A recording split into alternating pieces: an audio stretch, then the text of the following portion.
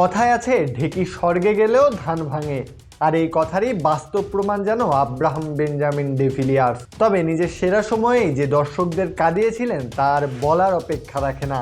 তাই তো 41 বছর বয়সে লিজেন্ড টি-20 লিগে দেখালেন এখনও ফুরিয়ে যাননি এবি, চাইলেই টক্কর দিতে পারেন দুনিয়ার সেরাদের সাথে।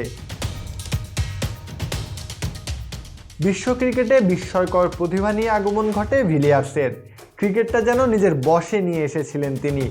ব্যাটটা তার কথায় উঠতো বসতো, তাই তো চাইলেই যেখানে ইচ্ছে যেমন ইচ্ছে শট খেলতেন মাঠের চারিদিকে। এজন্যই ক্রিকেটের 360 ডিগ্রি বলা হয় তাকে। দুবাইতে যখন চলছিল ভারত নিউজিল্যান্ডের ফাইনাল মহরণ, তখন আফ্রিকার লিজেন্ড ক্রিকেট লিগে ব্যাট হাতে ঝড় তোলেন এবি। টাইটেন্স লিজেন্ডের হয়ে ব্যাট করতে নেমে নিজের রেকর্ড নিজেই ভাঙেন 28 বলে সেঞ্চুরি করে। প্রথম 16 বলে 50 দেখা পান এবি, পরবর্তী 12 বলে সেঞ্চুরি পূরণ করেন। 101 রানের ইনিংসে 15টি 6 হাঁকিয়েছেন মিস্টার 360। স্ট্রাইক রেটটাও নামের মতোই 360। অবাক করা ব্যাপার, মাত্র দুটো ডট বল কনসিভ করেছেন তিনি।